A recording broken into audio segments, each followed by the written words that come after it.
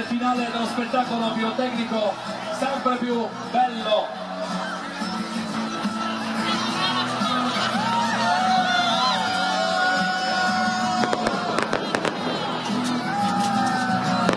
Today's gonna be the day that they're gonna throw it back to you. By now you should have somehow realized what you got.